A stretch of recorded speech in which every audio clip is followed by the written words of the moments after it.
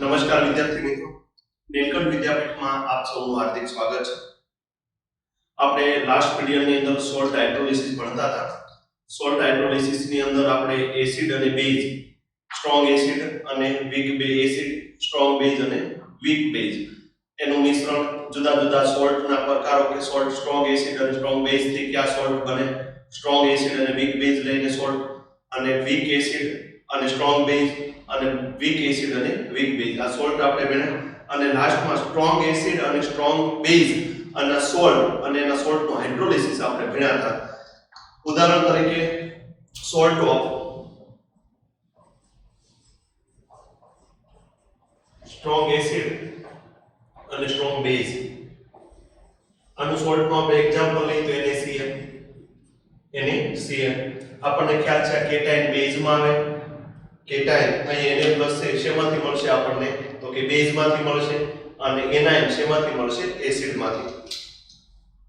તો આની સાથે OH લગાડી દઈએ એટલે શું બનશે NaOH, અને આમાં H+ લગાડી દઈએ એટલે શું બનશે HCl. HCl અને NaOH વચ્ચે તટસ્થીકરણ પ્રક્રિયા થઈ અને NaCl અને H2O બને, NaCl અને H2O બને.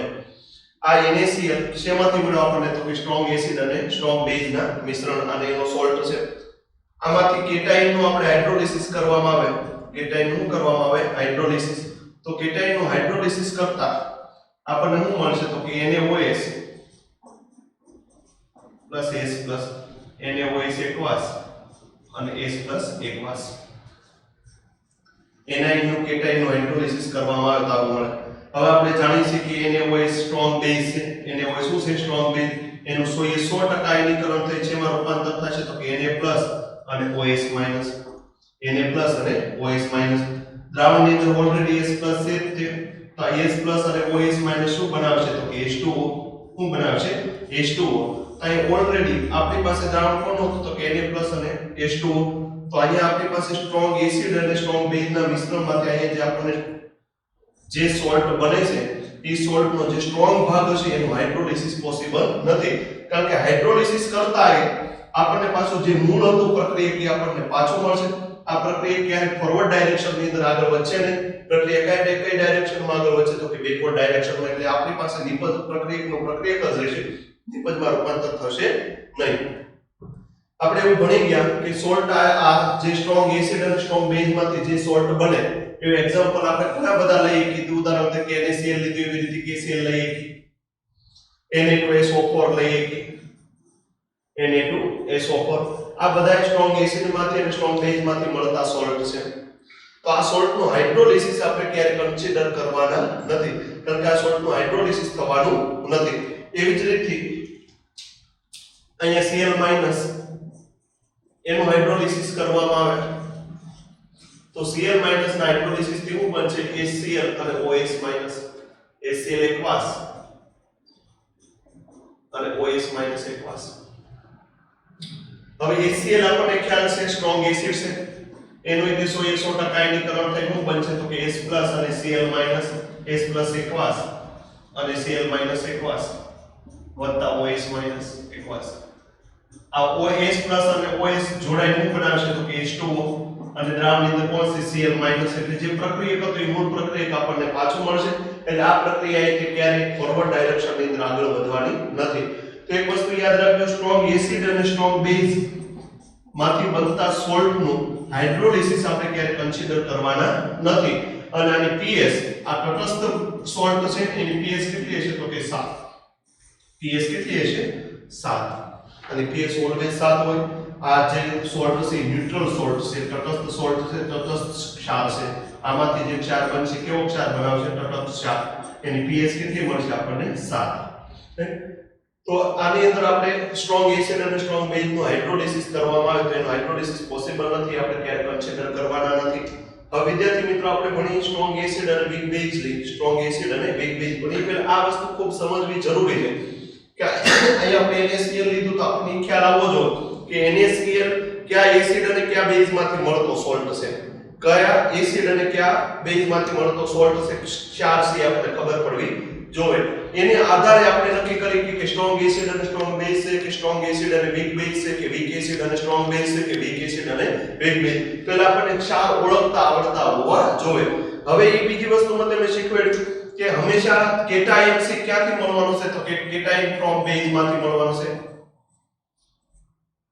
એનાયન શેમાંથી મળવાનો છે તો કે એસિડ માંથી મળવાનો છે તો એનાયન ને હું લગાડવાનું S+ અને કેટાયન ને હું લગાડવાનું OH- એટલે આપણને એસિડ અને બેઝ મળી જશે શું મળી જશે એસિડ અને બેઝ તો એને આધારે આપણે નક્કી કરીએ કે સ્ટ્રોંગ એસિડ અહીં આપણને ખ્યાલ છે HCl સ્ટ્રોંગ એસિડ છે અને NaOH સ્ટ્રોંગ બેઝ છે એમાંથી બનતો NaCl સોલ્ટ છે ક્ષાર NaCl એનોમાંથી NaCl નું આયનીકરણ થાય એટલે શું બને તો કે Na+ અને Cl- Na+ અને Cl- એમાંથી આપણે કેટાયન ભાગનું હાઇડ્રોલિસિસ કર્યું કેટાયન વાળા ભાગનું હાઇડ્રોલિસિસ કરવામાં આવે તેને કેટાયોનિક હાઇડ્રોલિસિસ કહેવાય એનાયન વાળા ભાગનું હાઇડ્રોલિસિસ કર્યું અહીંયા Cl- એનાયન છે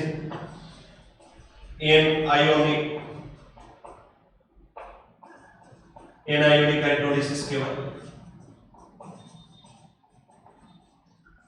તો હાઇડ્રોલિસિસ આપણને ધન વીજભાર વાળા ધન ભાગ એટલે કે કેટાયન હાઇડ્રોલિસિસ થાય તો એને કેટાયોનિક હાઇડ્રોલિસિસ કહેવાય અને ઋણ ભાગનો થાય તો એને એનાયોનિક હાઇડ્રોલિસિસ કહેવાય તો આપણે પહેલો સોલ્ટ એવો લીધો સ્ટ્રોંગ એસિડ અને સ્ટ્રોંગ બેઝ એના જે સોલ્ટ બને એનું હાઇડ્રોલિસિસ પોસિબલ નથી એની pH કેટલી હોય 7 એક કટક ક્ષાર બનાવે એ જે સોલ્ટ બનશે કેવો બનશે ન્યુટ્રલ તો હવે વિદ્યાર્થી મિત્રો આપણે સોલ્ટ ઓફ સ્ટ્રોંગ એસિડ અને weak base hydrolysis of salt of strong acid અને વીક બેઝ સ્ટ્રોંગ એસિડ અને વીક બેઝ આનો સોલ્ટ જે આપણને એક એક્ઝામ્પલ લઈ NH4Cl તો NH4Cl NH+ અને Cl- શેમાંથી મળે તો કે આ બનશે NH4OH માંથી અને આ શેમાંથી બનશે S+ એટલે HCl આ હું મળ્યો તો કે વીક બેઝ આ હું મળ્યો તો કે સ્ટ્રોંગ એસિડ આપણે જે સોલ્ટ લઈશું કોનો લઈશું સ્ટ્રોંગ એસિડ અને વીક બેઝ નો તો NH4Cl નું આયનીકરણ થાય એટલે શું મળશે તો કે NH4+ અને Cl- NH4+ અને Cl- હવે આપણે સ્ટ્રોંગ ભાગમાંથી જે કેટાયન કેનાયન મળશે એનું હાઇડ્રોલિસિસ આપણે કન્સિડર કરવાનું નથી સ્ટ્રોંગ ભાગમાંથી સ્ટ્રોંગ એસિડ કે સ્ટ્રોંગ બેઝમાંથી જે કેટાયન અથવા તો એનાયન મળે એનું હાઇડ્રોલિસિસ કન્સિડર કરવાનું નથી એટલે Cl- નું હાઇડ્રોલિસિસ આપણે કન્સિડર કરશું નહીં આપણે કોનું હાઇડ્રોલિસિસ કરવાનું છે તો કે NH4+ નું NH4+ કેટાયનિક ભાગ છે તો કેટાયન વાળા ભાગનું હાઇડ્રોલિસિસ કરવામાં આવે NH4+ એનું હાઇડ્રોલિસિસ કરવામાં આવે તો એનું હાઇડ્રોલિસિસ કરતા આપણને શું મળવાનું છે તો કે NH4OH plus H plus aqueous NH4OH plus H plus aqueous આપણને મળશે હવે અહીંયા તમે જો કે NH4+ H2O હાઇડ્રોલિસિસ કરવાથી NH4OH અને H+ અહીંયા મળતો ભાગ મળશે H+ એટલે આપણને ખ્યાલ આવવો જોઈએ કે આ જે સોલ્ટ છે એનો નેચર કેવો હશે તો એસિડિક સોલ્ટ નો નેચર કેવો હશે એસિડિક ઈ તમને અહીંથી તે ખ્યાલ આવી જાય સ્ટ્રોંગ એસિડ અને વીક બેઝ તો કયો ભાગ વધારે છે તો કે સ્ટ્રોંગ એસિડ વાળો એટલે એસિડિક અહીંથી તે તમને હાઇડ્રોલિસિસ કરતા તે ખ્યાલ આવે કે H+ છૂટા પડે એટલે દ્રાવણ કેવો હશે સોલ્ટ કેવો હશે તો કે એસિડિક હશે NH4+ નું જ આપણે હાઇડ્રોલિસિસ કન્સિડર કરશું અહીં NH4+ નું હાઇડ્રોલિસિસ થાય તો આને કેટાયોનિક હાઇડ્રોલિસિસ કહેવાય કેવો હાઇડ્રોલિસિસ કહેવાય કેટાયોનિક હાઇડ્રોલિસિસ અહીંયા જે આપણી પાસે લખેલું છે આ ભાગને આપણે વ્યવસ્થિત રીતે સમજીએ કે NH4+ આનું હાઇડ્રોલિસિસ કરવામાં આવે તો હાઇડ્રોલિસિસ થી શું બનશે તો કે NH4OH plus H plus aqueous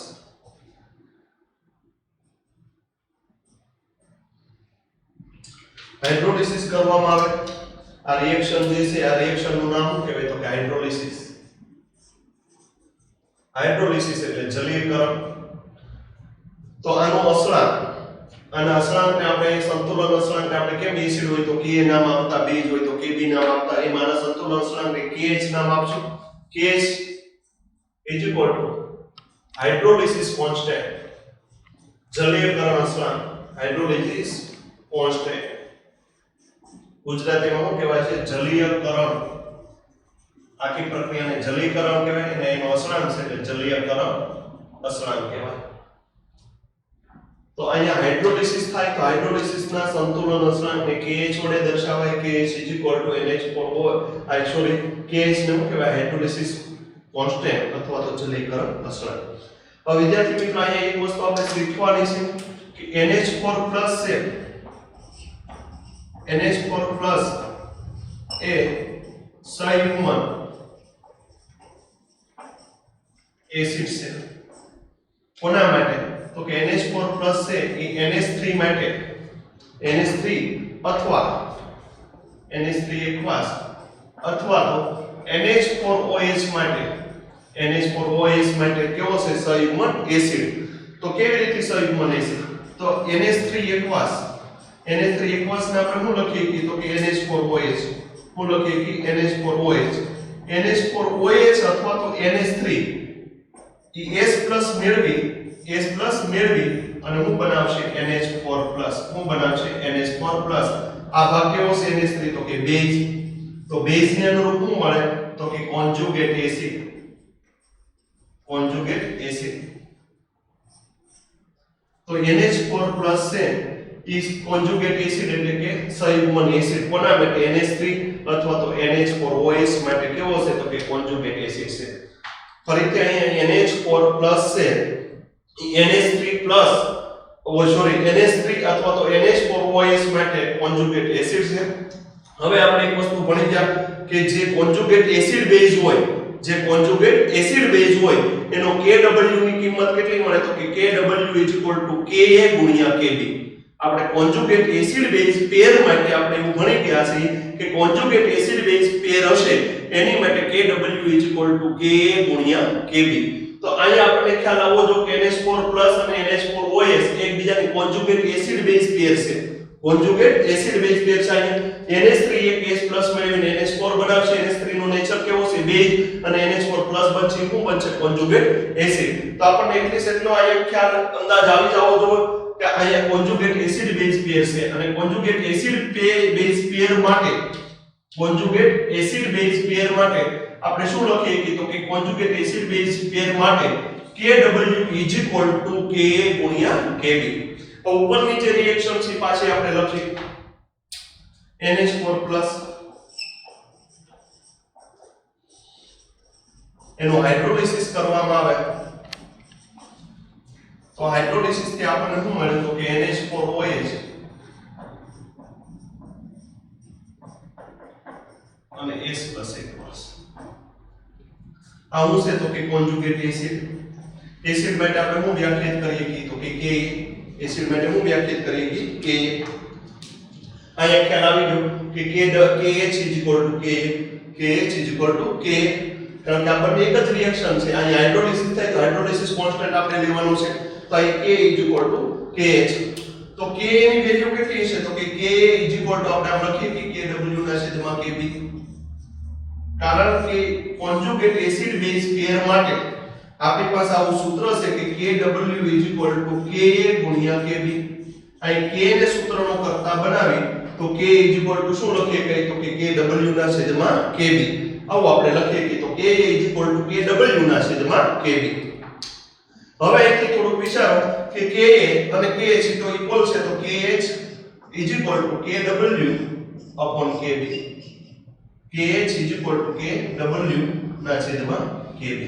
તો KH ની આપણને વેલ્યુ મળી ગઈ હાઇડ્રોલિસિસ કોન્સ્ટન્ટ KH Kw/Kb. આ કિંમત આપણને મળી. આપણી માટે ઉપયોગી સૂત્ર છે. હવે આના આધારે આપણે હાઇડ્રોલિસિસ કોન્સ્ટન્ટ તો આપણે કાઢ્યો પણ આપણે આલ્ફા નો હાઇડ્રોલિસિસ અંશ ટૂંકમાં જલીયકરણ અંશ આપણે મેળવવાનું છે કે કેટલા ટકા અહીંયા હાઇડ્રોલિસિસ થાય છે. આપણે ઓલાની અંદર આયનીકરણ અંશ શું લેતા? તો કે આલ્ફા લેતા. આગળ વિયોજન અંશ શું લેતા? આલ્ફા લેતા. તો અહીં આપણે આલ્ફા મેળવવાનું છે. આલ્ફા કઈ રીતે મેળવવો એ આપણે હમણાં જોઈએ. પણ પહેલા આ બે ભાગ મહત્વના છે, આપણે સમજાવતા હોવા જોઈએ કે આની અંદર આપણે hydrolysis of salt of strong acid અને વીક બેઝ લીધો. સ્ટ્રોંગ એસિડ અને વીક બેઝ. તો સ્ટ્રોંગ એસિડ અને વીક બેઝ નો હાઇડ્રોલિસિસ નો એક સોલ્ટ નો આપણે એક્ઝામ્પલ લીધું NH4Cl. એ આપણે એક્ઝામ્પલ આવડતો હોવો જોઈએ NH4Cl. ગોખવાના નથી. આપણે નામને સ્ટ્રોંગ એસિડ ને વીક બેઝ નો એટલે ખ્યાલ આવી જાય. NH4 માં અહીંયા બેઝ છે બેઝ એટલે OS આવશે કારણ કે કેટાયન છે બેઝ માંથી મળે અને એનાયન છે એસિડ માંથી મળે એટલે HCl આ HCl સ્ટ્રોંગ એસિડ છે ને NH4OH છે એ વીક બેઝ છે અહીં NH4Cl જે સોલ્ટ છે એનું આયનીકરણ થઈને NH4+ અને Cl- બને Cl- એ સ્ટ્રોંગ માંથી આવતો સ્ટ્રોંગ એસિડ માંથી આવતો ભાગ છે તેનો હાઇડ્રોલિસિસ આપણે કન્સિડર કરવાના નથી તો NH4+ નું હાઇડ્રોલિસિસ કરવામાં આવે તો હાઇડ્રોલિસિસ કરતા આપણને H+ મળે એટલે આપણને ખ્યાલ આવે કે આ સોલ્ટ છે એ સોલ્ટ કેવો છે તો કે એસિડિક છે બીજી બાબત કઈ NH4+ નું હાઇડ્રોલિસિસ થાય તો એને કેટાયોનિક હાઇડ્રોલિસિસ કહેવાય આના રિએક્શન આપણે ઉપર લઈ જાય હાઇડ્રોલિસિસ થાય તો આપણે કેમ એસિડ હોય તો Ka લખી બેઝ હોય તો Kb લખતા તો અહીં હાઇડ્રોલિસિસ માં કોન્સ્ટન્ટ શું લઈશું KH તો અહીં હાઇડ્રોલિસિસ કોન્સ્ટન્ટ એની રિએક્શન મેં અહીંયા લખી એની રિએક્શન અહીંયા આપણને ખ્યાલ આવ્યો કે ભાઈ NH4+ અને NH4OH એ એકબીજાના કોન્જુગેટ એસિડ બેઝ પેર છે તો કોન્જુગેટ એસિડ બેઝ પેર માટે આપણે શું લખી કીધું કે KW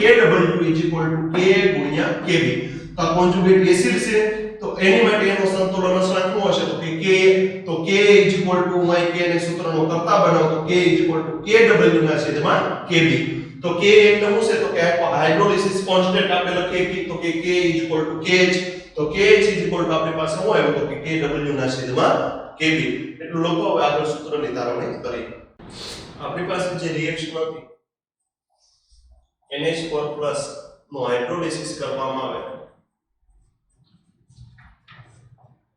હાઇડ્રોલિસિસ કરતા શું બને તો કે NH4OH એકવાસ +S + એકવાસ અહીં ખ્યાલ આવ્યો કે સોલ્ટ નો નેચર છે કેવો છે તો કે એસિડિક આનો સંતુલન અચળાંક KH ની કિંમત હમણાં આપણે વ્યાખ્યાયિત કરી KH KW ના છેદમાં Ka KH KW ના છેદમાં Ka આ કિંમત આપણે જાણીએ છીએ આપણે ઉપયોગમાં લેવાની છે એટલે આપણને ખ્યાલ હોવો જોઈએ KH KW ના છેદમાં Ka હવે આપણે અહીંયા degree of hydrogenation or degree of hydrolysis આપણે મેળવવાની છે ધારો કે ડિગ્રી ઓફ હાઇડ્રોલિસિસ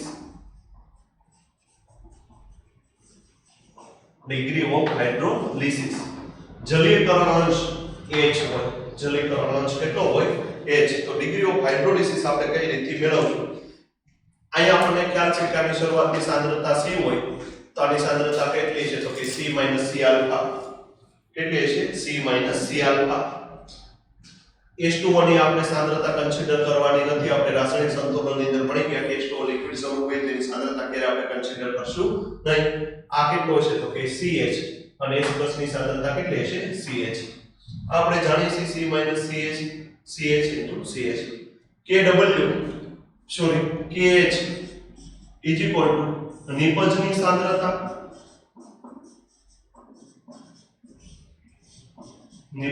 સાંદ્રતા અને છેદમાં પ્રક્રિયકની સાંદ્રતા નિપજની સાંદ્રતાના છેદમાં પ્રક્રિયકની સાંદ્રતા નિપજની સાંદ્રતા કેટલી છે CH ગુણ્યા CH છેદમાં C - CH KH C² H² છેદમાંથી C common કાઢો એટલે શું આવશે 1 - H એક C કેન્સલ એટલે શું આવશે CH² છેદમાં 1 - H કોની બરાબર આવ્યું તો કે KH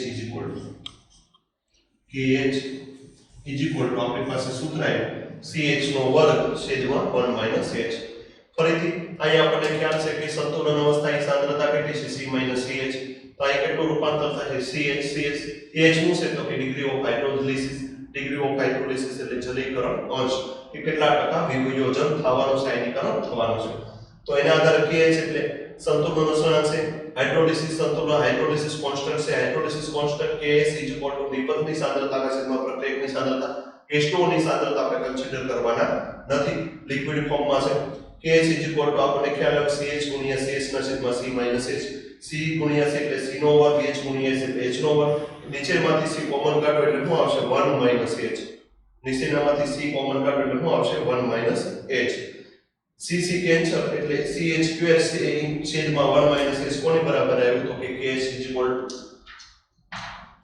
KH આપણને મળી ગયો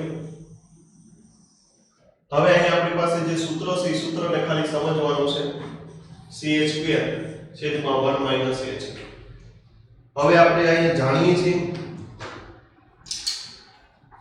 કે 1 માઈનસ આ વેલ્યુ આપણે બે રીતથી મેળવીએ કે એક તો દ્વિઘાત સમીકરણની રીતથી ને એક 1 માઈનસ s ને આવું ગણવામાં આવે ત્યારે તો અહીંયા આપણને ખ્યાલ છે કે kh if k is small જો k સ્મોલ હોય તો s ની વેલ્યુ કેવી હશે તો કે greater than less than 1 તો આપણે 1 માઈનસ h ઇક્વલ ટુ શું લઈએ કે તો કે 1 માઈનસ h ઇક્વલ ટુ 1 એટલે છેદની વેલ્યુ 1 માઈનસ h ને અવગણવામાં આવે kh આપણને ખ્યાલ છે કે સંતુલન અસરાંક છે કેવો હશે ની કિંમત તો કે સ્મોલ હશે નાની હશે એટલે h કેવો હશે તો કે લેસ ધેન 1 તો 1 માઈનસ h ઇક્વલ ટુ આપણે શું લખીએ કે તો કે 1 થી અવગણવામાં આવે તો kh ની કિંમત આપણને શું મળે તો કે kh ઇક્વલ ટુ ch નો વર્ગ શું મળે ch નો વર્ગ h ના વર્ગને કરતા બનાવે તો h નો વર્ગ ઇક્વલ ટુ આપણે શું લખીએ kh c h નો વર્ગ ઇક્વલ ટુ kh c બંને બાજુ વર્ગમૂળ લેવામાં આવે તો h ઇક્વલ ટુ શું આવે તો કે અંડર રૂટ kh c બંને બાજુ વર્ગમૂળ લેવામાં આવે તો h સ્ક્વેર ના વર્ગમૂળ h અને kh ના upon c નું વર્ગમૂળ અંડર રૂટ kh c આપણે વિદ્યાર્થી મિત્રો પહેલા જ kh ની કિંમત વ્યાખ્યાયિત કરી હતી કે ભાઈ kh કેટલો છે તો કે kh ઇક્વલ ટુ આપણે શું લખીએ તો કે kh ઇક્વલ ટુ kw ના છેદમાં kb kh ઇક્વલ ટુ શું લખીએ કે kw ના છેદમાં kb આ કિંમત મૂકવામાં આવે આની અંદર kh ની જગ્યાએ શું મૂકીએ કે kw ના છેદમાં kb તો h ની કિંમત કેટલી મળે આપણને તો કે h equal to under route kh ની વેલ્યુ મૂકીએ એટલે kw ના છેદમાં kb c under route kw ના છેદમાં kb c h ની કિંમત આપણને મળી h ની કિંમત આપણને મળી ગઈ આ એ શું છે તો કે ડિગ્રી ઓફ હાઇડ્રોલિસિસ અગત્યનું સૂત્ર છે આયા આપણને સૂત્ર ખ્યાલ હોવો જોઈએ આને શું કહેવાય ડિગ્રી ઓફ હાઇડ્રોલિસિસ જલીયકરણ અંશ ડિગ્રી ઓફ હાઇડ્રોલિસિસ જલીયકરણ અંશ આપણને ખ્યાલ હોવો જોઈએ હવે આપણને h ની કિંમત મળી ગઈ હવે pH આની કઈ રીતે કેલ્ક્યુલેટ કરીએ આ દ્રાવણની આપણે pH જો દ્રાવણ એસિડિક છે આ જે સોલ્ટ છે એસિડિક છે તો એને આપણે pH મેળવીએ તો pH કઈ રીતે મેળવીએ તો હવે pH મેળવવા માટે અહીંયા આપણે S+ ની સાંદ્રતાની જરૂર પડે તો S+ ની સાંદ્રતા આપણી પાસે કેટલી છે તો કે S+ ની સાંદ્રતા ઇક્વલ ટુ આપણે શું લખીએ તો કે CH S+ ની સાંદ્રતા ઇક્વલ ટુ CH S ની કિંમત કેટલી આપણી પાસે છે તો કે S ની કિંમત under route kW upon kb into c અહીંયા c 12 છે ને અહીંયા છે વર્ગમૂળમાં છે તો એક અહીંયા c છે અને વર્ગમૂળમાં c ગુણ્યા વર્ગમૂળમાં c આપણે લખીએ કે તો વર્ગમૂળમાં c કેન્સલ થાય તો વર્ગમૂળમાં c વિધુરીત ઉપર શું આવશે તો કે kw into c ના છેદમાં kb kw upon into c upon kb શું મળ્યું આપણને કોન્સન્ટ્રેશન ઓફ S+ ની સાંદ્રતા આપણને મળી ગઈ આપણી પાસે pH નું સૂત્ર છે pH ઇક્વલ ટુ શું લખીએ તો કે pH equal to -log concentration of S+ to the base 10 આધાર 10 આપણે લખશું નહીં આપણે ખ્યાલ હોવો જોઈએ કે આનો આધાર કેટલો છે 10 નો છે pH નું સૂત્ર આપણી પાસે શું છે pH equal to -log concentration of S+ to the base 10 pH equal to -log concentration of S+ આપણી પાસે S+ ની સાંદ્રતા છે કે S+ ઇક્વલ ટુ -log શું લખીએ તો કે વર્ગમૂળની અંદર kW into c upon kb -log શું લખીએ તો કે kW into c upon kb અને કેટલી ઘાત લખાય વર્ગમૂળ એટલે તૃતીયાંશ ઘાત વર્ગમૂળમાં 1/3 ઘાત આગળ આવે એટલે -1/3 log kW into c upon kb -log log a ગુણ્યા b ભાગ્યા c log a ગુણ્યા b ભાગ્યા c તો આપણે શું લખીએ તો કે log a વત્તા log b minus log c ભાગાકાર હોય બાદબાકીમાં જશે ગુણાકારમાં હોય સરવાળામાં log a વત્તા log b minus log c pH equal to આપણને મળ્યું માઈનસ સાઇન અંદર ગુણવામાં આવે તો આપણે આમ લખીએ કે -log kW -log c minus, અહીં હું માઈનસ સાઇન રહેવા દઉં છું કારણ કે માઈનસ માઈનસ પ્લસ થઈ જાય છે, તો ઈ ફોર્મમાં હું લખું છું માઈનસ નિશાની અંદર ગુણવામાં આવે તો પ્લસ છે તો કેવા થઈ ગયા માઈનસ, આ પ્લસ છે તો કેવા થઈ જાય માઈનસ, આ માઈનસ છે તો કેવા થઈ જાય છે પ્લસ. આ માઈનસ ને અહીં મેં કાઉન્સમાં મેં માઈનસ લઈ લીધા, હું કામ લીધા હમણાં તમને ખ્યાલ આવશે. માઈનસ માઈનસ કેવા થઈ જશે પ્લસ. 1/3 માઈનસ log kw એટલે આપણે એમ લખી કે pkw, હું લખી કે pkw માઈનસ log c, આને તમે લખી શકો log k minus log kb એટલે pkb, શું લખી કે pkb.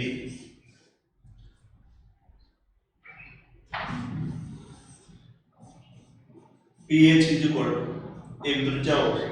તમને ખ્યાલ છે pkw ની કિંમત કેટલી છે 14, માઈનસ નિશાની કોમન કાઢવામાં આવે તો શું મળશે log c pkb, log c શું મળશે pkb. પણ ક્યારે તો કે 25 ડિગ્રી સેલ્સિયસ તાપમાને, 25 ડિગ્રી સેલ્સિયસ તાપમાને pkw ની વેલ્યુ કેટલી લેવાની છે આપણે 14 જ લેવાની છે. 1/3 ની અંદર ગુણવામાં આવે તો 14 ગુણ્યા 1/3 એટલે કેટલા આવશે 7 માઈનસ 1/3 log c વત્તા pkb pH. pH is equal to 7 minus 1/3 log c વત્તા pkb. તો આપણને ખ્યાલ આવ્યો કે સ્ટ્રોંગ એસિડ અને વીક બેઝ હોય તેની pH ગણવાનું સૂત્ર આપણને મળી ગયું કે pH ગણો તમારા કોઈ ગણતરી યાદ નથી રાખવાની, આપણે આ સૂત્ર મહત્વનું છે આપણી પાસે. અહીંયા 3 મહત્વના આપણને સૂત્ર મળ્યા, 3 મહત્વના સૂત્ર આપણને યાદ હોવા જોઈએ, આવડતા હોવા જોઈએ. પહેલું સૂત્ર આપણે ભણ્યા, પહેલું સૂત્ર કયું હતું તો કે kh નું સૂત્ર શું મળ્યું તો કે kw ના છેદમાં kb. બીજું સૂત્ર આપણે શું મળ્યા તો કે degree of hydrolysis, degree of hydrolysis ને શેના વડે દર્શાવે તો કે h વડે. એની કિંમત આપણને કેટલી મળી તો કે kw ના છેદમાં kb into c. અને ત્રીજું સૂત્ર આપણને શેનું મળ્યું તો કે pH શું આવશે તો કે 7 minus 1 log c plus શું આવશે pkb, પ્લસ શું આવશે pkb. તો આ ત્રણ સૂત્ર મહત્વના છે. કોના માટે છે તો કે સ્ટ્રોંગ એસિડ અને વીક બેઝ માટે, સ્ટ્રોંગ એસિડ અને વીક બેઝ માટે, સ્ટ્રોંગ એસિડ અને વીક બેઝ માટે આપણને સૂત્ર, આપણને pH કેટલી હોય, ડિગ્રી ઓફ હાઇડ્રોલિસિસ કેટલું હોય, kH હાઇડ્રોલિસિસ કોન્સ્ટન્ટ કેટલો હોય આપણને ખબર પડવી જોઈએ. હવે વિદ્યાર્થી મિત્રો આ તો સ્ટ્રોંગ એસિડ અને વીક બેઝ માટે વાત થઈ. એવું બને વીક એસિડ હોય ને સ્ટ્રોંગ બેઝ હોય તો એની માટે આપણે ડિગ્રી ઓફ હાઇડ્રોલિસિસ હું લખશું, હાઇડ્રોલિસિસ કોન્સ્ટન્ટ કેટલો આવશે, pH કેટલો આવશે, એ કેવી રીતે સૂત્રો યાદ રાખવા અને કેવી રીતે આ સૂત્રો કન્સિડર કરવા એ આપણે શીખીએ. આપણે જે મિશ્રણ લીધું સ્ટ્રોંગ એસિડ અને વીક બેઝ, એની માટે આપણે kw k ખાલી સમજવા માટે h કેટલો મળ્યો હતો તો કે √kw/k into c. અને pH કેટલી મળી હતી તો કે pH 7 minus 1/3 log c plus pk. હવે અહીં મારે pk ka લેવો કે kb લેવો એ શેના આધારે નક્કી કરી શકાશે, ka લેવો કે kb. આપણે વીક પાર્ટ હોય એમાંથી લેવાનું છે. શું છે વીક બેઝ, શું છે વીક બેઝ. તો અહીં હું લેશું આપણે kb, અહીં હું લેશું આપણે kb અને અહીં હું લેશું kb. હવે એક વસ્તુ યાદ રાખજો કે અહીંયા pH છે, અહીંયા 7 પ્લસ ઓર માઈનસ લેશું, હું લેશું પ્લસ ઓર માઈનસ. આ પ્લસ ઓર માઈનસ શું કામ? હવે અહીંયા આપણને તમે અહીં ઉપર તમે જો કે સ્ટ્રોંગ એસિડ અને વીક બેઝ એટલે અહીં શું હશે તો કે સોલ્યુશન જે ક્ષાર હશે એસિડિક હશે. ક્ષાર એસિડિક હોય તો pH કેટલી હોય લેસ ધેન 7, pH કેટલી હોય લેસ ધેન 7. તો આ નિશાની આપણે શું લેવાની માઈનસ લેવાની. અને જો સ્ટ્રોંગ બેઝ હોય તો pH કેટલી છે ગ્રેટર ધેન 7, અહીં કઈ નિશાની લેશું પ્લસ. હવે આપણે મિશ્રણ લઈ, અહીં pH નું સૂત્ર ખૂબ સમજવાનું છે. pH 7 plus or minus 1/3 log c વત્તા pk. હવે pk એ લેવો કે pkb લેવો એ શેના ઉપર આધાર રાખે તો કે વીક પાર્ટ કયો છે વીક બેઝ હશે તો pkb લેશું અને વીક એસિડ લેશું તો pka લેશું. હવે બીજી મહત્વની બાબત આની અંદર એ છે કે પ્લસ નિશાની લેવું કે માઈનસ નિશાની લેવું? જો દ્રાવણ એસિડિક હોય અહીંથી તમને ખ્યાલ આવ્યો કે ભાઈ સ્ટ્રોંગ એસિડ છે એટલે દ્રાવણ એસિડિક હશે. સ્ટ્રોંગ છે એટલે શું હશે? દ્રાવણ એસિડિક. એસિડિક હોય તો pH શું હોય? લેસ ધેન 7 હોય. તો અહીં કઈ નિશાની આવે? માઈનસ આવે. અને સ્ટ્રોંગ બેઝ હોય તો દ્રાવણ કેવો હશે? બેઝિક હશે. તો pH કેવી આવે? Greater than 7. તો અમે શું આવશે નિશાની? પ્લસ. હવે હું વીક એસિડ અને સ્ટ્રોંગ બેઝ લઉં. વીક એસિડ અને સ્ટ્રોંગ બેઝ લઉં. એની માટે મારે KH લખવું હોય, આપણે મેળવવાનું છે પણ લખતા શીખવાનું. KH KW ના છેદમાં K. ડિગ્રી ઓફ હાઇડ્રોલિસિસ શું આવશે? તો કે KW ના છેદમાં K ઇન્ટુ C.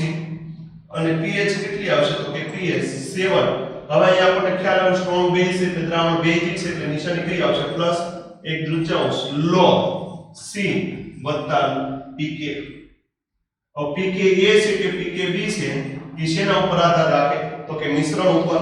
મિશ્રણ છે તો કે વીક એસિડ અને સ્ટ્રોંગ બેઝ. વીક એસિડ અને સ્ટ્રોંગ બેઝ. તો આપણે વીક પાર્ટ લેવાનો છે. વીક પાર્ટ નું છે એસિડ, તો આવશે K અને pK.